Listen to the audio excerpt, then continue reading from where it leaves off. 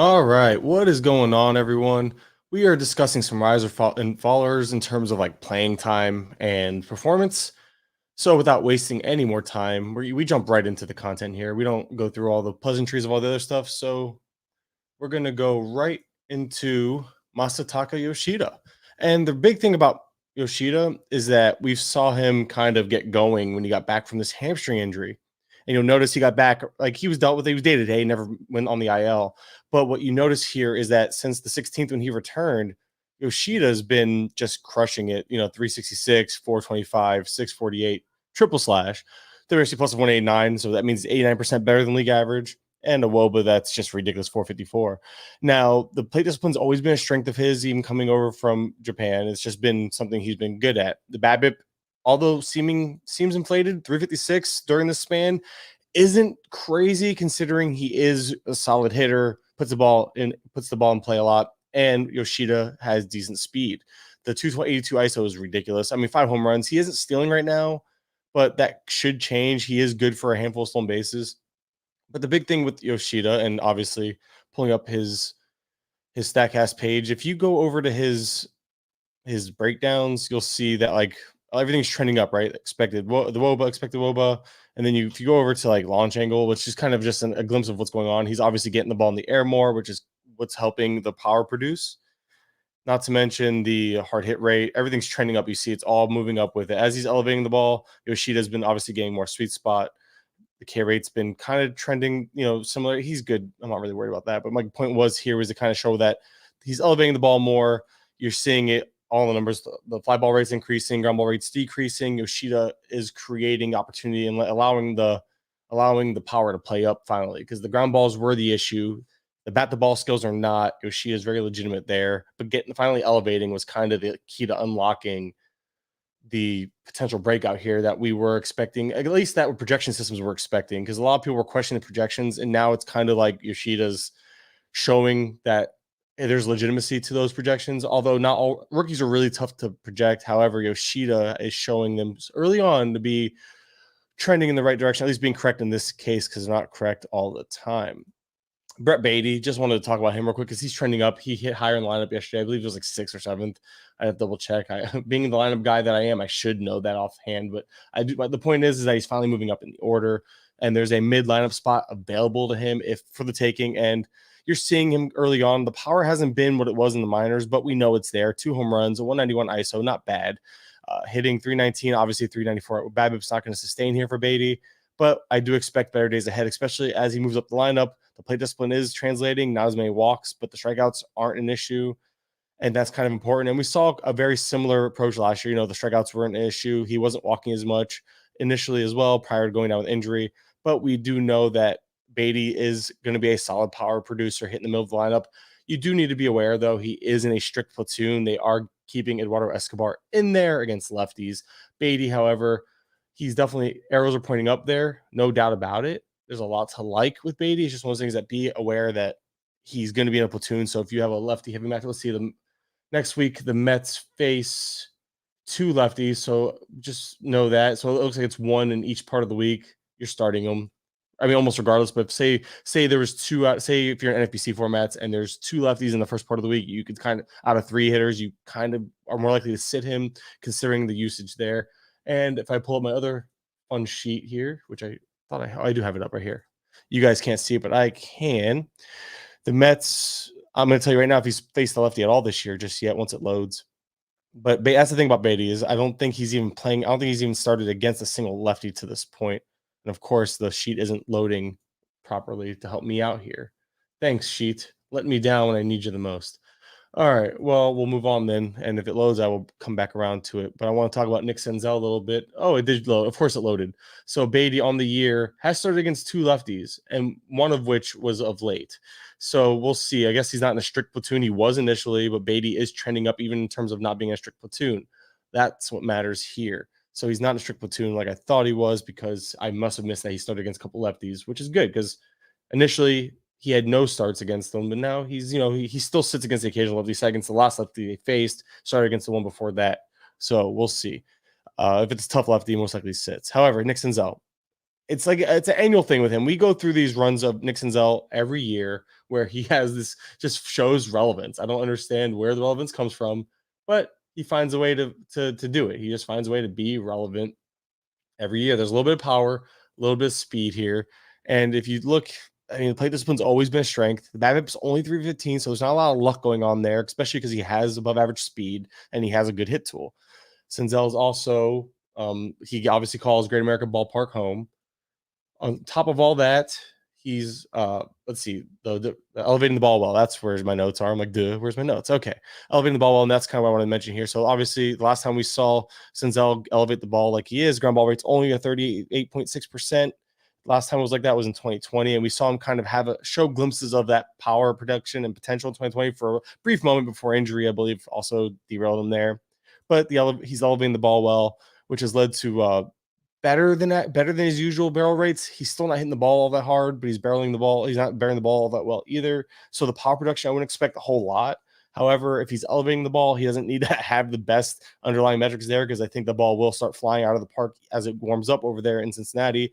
It is a Coors Light, so to speak. I think it actually plays up better than Coors, considering it is a smaller park. And again, we're talking about a guy with great contact skills, limits swing and miss here in Senzel. I do think it's one of those things where you're riding it out. I don't know if you can really sell high on him in terms of fantasy, in terms of that side of things, but Senzel, this is kind of what he is. He's a good hit tool guy, a little bit of pop, a little bit of speed, not special anywhere, a solid fifth outfielder. I wouldn't expect much more out of Nick Senzel. And the guy, I guess I forgot to bring him up here, Jaren Duran. I wanted to talk about him. For some reason, his page isn't up, so we're going to actually pull his page up real quick. Where's it? I'm on Senzel. Let's just do it here then. So Duran's been just stupid good right now, and it's not really fair that he's been this good. It was fun. The breakout finally happened. I actually have DC shares. I didn't get them in my main, and not that I'm regretting it, because I mean I could use offense, but I need more power than speed. And Duran offers a little bit of pop. Obviously, there's a little inflation here with the BABIP being 522, triple slash at 406, 444, 672 for him. A little bit of luck, obviously, the WOBA and XWOBA, there's almost a 100-point difference with the XWOBA being lower, but still a very strong 373 XWOBA. WRC plus 199. Jaren Duran's been absolutely amazing, and it's about time that prospect pedigree hits. He's only 26, so he's coming into his own. A lot of players, not all prospects, not all prospect growth is linear. It's kind of a cliche saying at this point, but it's very, very true. So we have to remind you every chance we get, I guess. But a little bit of power, a little bit of speed. Like I said, 2 home runs, 4 stolen bases is fantastic. I know the hard hit rates are great, 52.1%. He's crushing the ball. The barrel rate, double digits for the first time in his career at the pro level. There's no doubting it. Obviously, again, we're talking about overperformance. Even if he comes down to the expected stats that he has, which I don't look at expected stats, but when someone's overperforming to this point, you just take a look at them and you realize even the expected stats, although they're expected to come down, they're still going to be strong numbers if they come down to those marks. So understanding regression is going to be due here, but regression to what? Regression to still a solid producing fantasy asset. But Duran, he's doing things differently this year. He changed his approach at the plate. He's not pulling the ball as much, which is actually why I don't think the power is going to be there. But we'll talk about that in a second. The big thing here is the ground ball rate is a career best 33.3%, which goes back to elevating the ball well. If you're elevating the ball well, he's squaring it up and he's hitting it hard. That's going to allow the line drives and fly balls to play up. However, the power will not play up because he's only pulling the ball 16.7% of the time. It doesn't matter. I mean, of course, when he pulls it in the air, it's probably going to go out that much easier, because obviously if he's squaring up the ball the way he is, Duran's going to end up getting more home runs on those pulled fly balls and line drives, but he's not pulling the ball much at all. And if we look at the actual pulled fly balls and line drives, he's not doing much of that either. 75% pulled ground ball rate, actually. So the power will not play up to its potential as long as he's doing this, but beggars can't be choosers. He's going to give you double-digit home runs. He's going to steal bases, and he's going to do well all around. And he's trending up in terms of batting 5th in the lineup at the moment. From what memory serves, I believe he's been moving upwards towards 5th. So that's like everything, all systems go for him right now. I'm double checking. I want to double check the lineup spots of late, because I'm pretty sure it's been 5th. And of course, again, maybe I have too many tabs open, but it's really aggravating because I can't seem to get it to work quickly. And Duran, yes, he's been batting 5th. He's batted 5th in his last 5 starts against righties, and he even started against a lefty out of the last 2. So although he's only started against one lefty on the year, I don't think he's in a strict platoon, but it's pretty strict. Like they aren't making a point to get him in there versus lefties. They're giving him his days off as they come around, but he won't sit against all of them. I would assume he sits against tougher lefties, and that's Jarren Duran I'm speaking about. A guy that was trending down that's starting to heat up right now is Luis Robert. Robert, over the last couple of days, I've noticed he's like on a 4-game hit streak. Last I looked, and over those 4 games, you'll notice that he has 2 home runs, and I believe he has like 4 or 5 hits over those 4 games. Here, we can look right here. 3-hit game yesterday, 3, 4, 5, 6 hits over his last 4 games. This was coming off of a rather cold spell. Unfortunately, the stolen bases haven't really been there. However, he's 1 for 1. I don't know if Robert's going to steal a whole lot this year if they want to keep him healthy, but we know the power's there. The reason why he was kind of trending down, he was on this like teetering of trending down, trending up, trending down-ish, like all in this range, is because he moved down the lineup. He was bumped to 5th and then 6th yesterday. And then Robert was also having a hard time overall just get going. He's kind of slowed down. And now we're seeing him pick it up. A series, obviously coming off a 4-game hit streak right now, and a 3-hit game in Cincy, and gets 2 more games in Cincy. This could be the kind of the series that he needed to get going. I think Robert's going to be just fine. Not to mention that hamstring injury, unless it wasn't really a hamstring injury. It was just a lack of hustle, and I'm giving an excuse type of thing. But all things considered, I like what I'm seeing from Robert. And he was the first of this trending down thing. However, he's back to trending back up over the last few games. And last guy trending up that, again, forgot to bring his page up, is Jorge Mateo. And it's just one of those things where everyone's talking about him, so I'm not going to beat a dead horse here. But leading off for the first time in his career yesterday against a lefty, if it will load his page, I don't know. But notable gains in plate discipline. It's obvious. We're talking a 10% gain, a 10% rise in his strikeout percentage in a good way. He actually reduced his strikeout percentage by 10% roughly. And then the walk rate also improved by nearly 2%. What do you want? I mean, the BABIP is only 318. And I say only because he's a speed guy. He's putting the ball in the field plenty. There's no more shift. Not that he's a huge shift issue guy, but Mateo, that 318 BABIP could actually probably go up considering his skill set. But regardless, what it is the 6 home runs kind of catch me off guard. I don't buy into the power. I was looking at some of his the power is going to be a little more than expected. Obviously, he's already just about halfway to his season total from last year. But Mateo is just not a power guy. What's helping drive the power? Remember how I mentioned with Duran, he's not pulling a bunch of fly balls line drives? Mateo is. Mateo, his pulled fly ball line drive rate is up from over his career. It's right now, if you look at his pulled ground balls, it's just easier to look at pulled ground balls and you have an idea. So his pulled ground ball rate's only 44.4%. You're seeing over 25% pulled line drives and pulled fly balls. And if you look at his career numbers doing that, that's not always been the case for Mateo. And that's kind of what I'm getting at here, is that there's a legitimate, tangible approach change, if I can get to it. The pulled ground balls for his career is almost 10% higher, 52.3%, a lot less pulled line drives. And pulled fly balls have been okay. Never been a huge issue, but it's just that this year he's made it a point to improve that, which is helping drive the power. Because when you look at the overall underlying numbers in terms of power production, it's just lackluster. It doesn't really pop. Only a 6.7% barrel rate, 45.3% hard hit rate is solid, but nothing special. I feel like that's, I don't know. Maybe I'm just used to looking at players like Duran, who's over 50%, but it's not a bad one. Let's see what the percentile is for that. Actually, maybe it'll open my eyes to the fact that he's actually hitting the ball really well. Cause I feel like that wasn't a good number or a great number. I feel like that was like a slightly above average number, but as soon as this loads so the hard hit rate's 71 percentile. It's good. It's above average. Okay. So I thought it was made closer to 60th percentile. So 71st percentile is still very strong.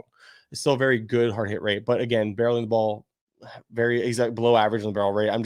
I like what I'm seeing in terms of the overall production, obviously. And not to mention Mateo is just showing like there's growth in the profile in terms of being more patient while also making a point to, try to produce some more power with that approach. So Mateo, I'm buying for the most part, but I do think obviously there's some regression coming his way. I think we've already seen him slow down with the power, but we're seeing production overall be solid. And if he's going to start leading off against lefties, that's a little added plate appearance boost you might not have been expecting initially. Next player, this one pains me to say. It's my boy, Brice Turang. He's been barely rosterable, let alone startable the last few weeks after a very hot start for Turang, a guy that obviously I've been in on since day one, and someone I'm still plugging. I plugged him in for the core series. He got me a stolen base and some hits. So he is a guy that I am plugging in the right places. However, the thing about Turang, most notably, is that it's a very strict platoon. And when I say strict platoon, like other guys I'm looking back, all right, Baty's played against a couple lefties now, so he's not a strict platoon. Duran started once against a lefty, so his platoon might be lifting. Turang did start against lefties for a little bit, but that was when they needed him, not when they wanted him to be. There was injuries playing a part there. You have Tyrone Taylor returning, causing more of a playing time crunch, and they always feel the need to get Owen Miller, which I think Owen Miller hit top of the order yesterday, actually, against the lefty. Owen Miller's hitting well, so he's going to keep getting lefties. You also have Mike Brice, who should be facing lefties as well. So by should, I mean that's the way they're utilizing them. Those guys. So with the Brewers making a point to utilize Brice and Miller against lefties, this has left guys like Brice Turang out of the mix against lefties. And on the surface, you're looking at a 28.9% strikeout rate. And this is when strikeout rate is a little deceiving because it's not because he's swinging and missing. Now, he is 4 for 5 on base pass. Turang is doing that right. He's not the ground balls aren't really an issue. He's elevating very well. Only a 42.9% ground ball rate. That's very solid, all things considered, especially when you have a almost 34% fly ball rate and a line drive rate. That's really anything over 20 to 23, like 21, 22, 23% is a really like that's where you want players to be for the most part. He's sitting at 23.2%. That's a good line drive rate. It's a line drive rate you want, should help succeed with batting average. And a Z contact, which is zone contact of 86.7%, that's above league average. He's not chasing much at all. The O swing is only 27.6%. Again, league average being around 31, 32%. And the swing strike rate about a point better than league average. And he's making league average contact, give or take, a little more than league average, but not enough to call it a full point. My point being is that the strikeout rate doesn't really make sense looking at this profile. There's not a whole lot of chase. He's getting a lot of called strikes on him, and the swing strike rate is better than league average. So the strikeout rate could be fixed if Turang gets a little more aggressive at the plate, I feel like, because obviously there's no real swing and miss in the profile. There's no swing and miss, and there's no real chasing. So when you see good numbers there, but a inflated strikeout rate, it's more of a passivity issue, at least from what I've noticed in the past and from what I've seen when I look at players. So although the power is not, it's not a zero, it's not great. And you see these numbers in AAA, obviously for Turang, 13 home runs, 34 stolen bases, over 603 plate appearance thing. I feel like he is more of a compiler. So he's still 15 team mixed relevant-ish. It's just a matter, again, you got to know your matchups, you got to know your league, you got to know your, especially if you're in, NFBC formats, you have to know schedules for sure with him, because next week, again, it's another 4-2, and he's splitting it one lefty each. So you got to know that if you're starting him, you're getting 2 out of 3 games, each of those matchups, maybe a pinch hit appearance if you're lucky in the games he doesn't start, which we've seen him do that as well in the past. Appreciate that, Dylan. Glad to make it live. Thanks for the great content. I'm glad you came here and dropped the comment. I appreciate that. Anybody listening on the podcast replay, check us out on YouTube at youtube.com/@GTFantasy. You can come check out the live stream, all the visuals I put along with talking nonstop. Next player we are going right into, though, is going to be our boy Taylor Ward. And I went up and down this profile, couldn't really find a whole lot to be concerned about. Similar plate discipline as last year. So that's okay. So there's no swing and miss added. He's obviously underperforming, but I don't know not by a whole lot. It's just a matter of right now, the only thing I can really find for Taylor Ward, there's 2 things. One, the ground ball rate is up. I lied. There's a few things, but I think the big issue. I lied. Okay, so we're gonna go through it. There's actually a lot of things here wrong with Ward, but the big thing that stood out to me, there was one thing. He's getting on top of the ball too much. His top percentage is 10.8% higher than last year, and by far a career high. And by getting on top of the ball, he's not creating that strong quality of contact that is needed for Ward, and it's showing. I mean, you're seeing the ground ball rate up. So if you're getting on top of the ball, guess what happens? You're getting on top of it. The ball's gonna go into the ground. And it's showing that the ground ball rate is up, the barrel rate has dipped, and I think that's going to correct itself as we see Ward get back into making better quality of contact. I think he's going to correct course, start squaring up the ball better, and Ward with that should get more production. Not to mention, again, another guy that the power hasn't really been there, but a lot of that is just due to not squaring up the ball, as I expect him to get better doing here in short order. But it's one of those things where that's all I could really find was that he's getting on top of the ball. I'm talking about Taylor Ward here, that Taylor Ward's getting on top of the ball, and that with it, the lack of production, the ground ball rate, all that, once he starts squaring it up better, the production should come with it. I think it's a matter of if, not when. That's my opinion right now, looking at his profile. A guy that's just there's a couple quick hitters here. We're gonna kind of fly through these guys. So one of them is Gene Segura, and I just ton of ground balls, 60.7% ground ball rate, not barreling. He was never one to barrel a lot, but not a great barrel rate at all. And hitting the ball a ton on the ground, lacking hard hits. He's just Segura was supposed to be a solid, safe guy, and he's just not right now. So it is what it is with him. He's just there's really nothing there that intrigues me. Another guy that's just been a kind of complete what's it called? Not a miss is the word, but he's been a guy that just people were in on for cores, for speed, and zero stolen bases. Not even just this year. He hasn't stolen a base, even if you include 2022 in the AAA, all the way up to his pro debut and through now. So we're looking at nearly over 150, almost 160 plus plate appearances for Tovar, for Ezequiel Tovar, that hasn't stolen a base yet, and that's what you got him for. You knew there was a little punch. You never expected the power to be a strength, but there's a little pop here. It's supposed to be speed, and he's not giving you either right now. Striking out a ton, and there's a whole lot of swing and miss in Tovar's game right now. And the BABIP is only 309, but you got to put the ball in play to have a good BABIP. So cores can't help that if you're not putting the ball in play. Glove first prospect, and I think that's kind of the concern here. He's only 21, but the Rockies, going back to 2022, they have the second least amount of stolen bases. Them and the Twins do not run. So Tovar, even though he has a skill set to run, they aren't really making a point to run when he's on the base pass. He only has one attempt, which he failed at this year. But Tovar is just a guy that if he's not running, if he's not stealing, cores isn't going to help him be valuable. He's a drop in most formats, and that pains me to say, but I'm just like I was worried about Turang, but Tovar is even more useless right now, and he's batting ninth. There's no real reason to believe he's going to move on up. I know Tovar had a decent series in cores recently. Maybe there's reason for optimism there, but if he's not running, he's not going to hit enough power or produce enough counting stats to warrant a spot on your roster more than likely right now. So Ezequiel Tovar is a guy that I'm just not in on at the moment. And the last guy we're going to talk about here before we get into we have a whole bunch of guys I'm putting what's called on the peripheral, meaning we're going to go through a bunch of quick hitting notes. I have a little graphic here for you as well. You'll see that has a whole bunch of names on it. We're going to talk about some playing time and stuff like that. But the last guy we're going to talk about before we get into that is Joey Meneses, the 30-year-old breakout that everyone just because he was one of those guys that popped in your SGP sheets. He's one of those guys that popped in the projections. And the projections still really like him the rest of the season. They still have him like 16 to 19 home runs, depending on the system, hitting 260 plus the rest of the way. He is hitting 267. He's giving you batting average, but that's all he's giving you. And a lot of the issues here for Meneses is that the barrel rate's down. And a lot of that's because, he's still hitting the ball hard. So there's that, but he's 52.5% ground ball rate. Until we see Meneses elevate the ball, you're not going to see that power come back. And obviously the projection system still sees him as someone who will be bringing that power back.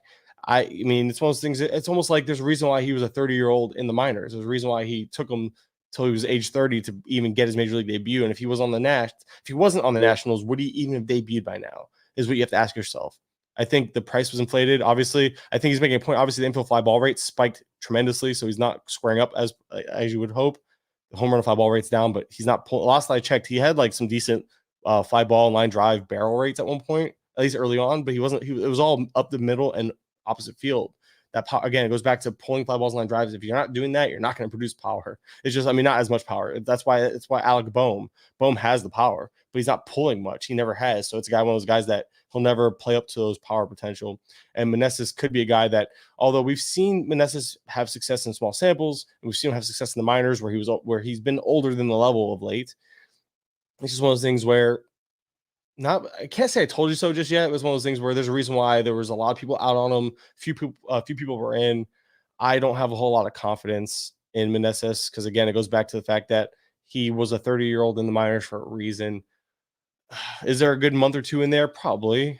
I think there's enough there because, again, he's going to play every day. Meneses has a good batting average, so he's not a zero, but he's not going to give you much else right now. If he's not hitting for power, he's not going to give you a whole lot of runs in RBI in that lineup either. So he's definitely a drop in 12s and shallower. 15s, he's kind of a hold. I don't think you're dropping him because there is enough path to potential there that you should probably hold on. But if you did drop him, I know like if I was there, I'd put a small. I wouldn't even put in a strong bid on him if he was on the waiver wire right now in my main event. So maybe I'm down on. Maybe it's because I was down on him entering the year, and that I don't know. I always question myself when I'm like way lower on the consensus because I really had him low, and then there's a lot of people that I know were in on him, and I'm like, I don't know. I'm still not sure if I should be out completely, but I have little reasons for optimism considering all the things I already mentioned. So Meneses is a guy that I'm just kind of down on. And maybe I shouldn't be so down on. I don't know. Again, I'm really torn here on how to feel about him, but I'm just gonna go with my gut and go with my original analysis of like I'm down on him, and there's a reason why I'm down on him, and I'm gonna continue to be down on him. Now I have one more thing to share. Again, I'm getting that graphic up real quick, and here we are. So on the peripheral, which my little symbol is gonna have to go here. How do you get rid of this thing? Oh, here we go. I don't want to delete the logo. I just want. Oh, there it goes. Okay, it's off. All right. So on the peripheral, so we have Nick Gordon. He's played 3 of 5, I believe. And I wrote Old Habits Die Hard because I was in on Nick Gordon in the preseason. He's showing a little pop, a little performance, a little solid performance of late. So you have Nick Gordon on top of his list. Alex Call is leading off. PA and PT, by the way, if you're looking at this on the YouTube, PAs mean plate appearances, PT means playing time. Alex Call has both playing time and plate appearances. Low ceiling. He hit a home run the day I tweeted about how his ceiling's pretty damn low, of course, but that's what he is. I mean, he's been leading off. He's getting those at bats. The playing time is there. He's a deep early guy. Christopher Morel not coming up.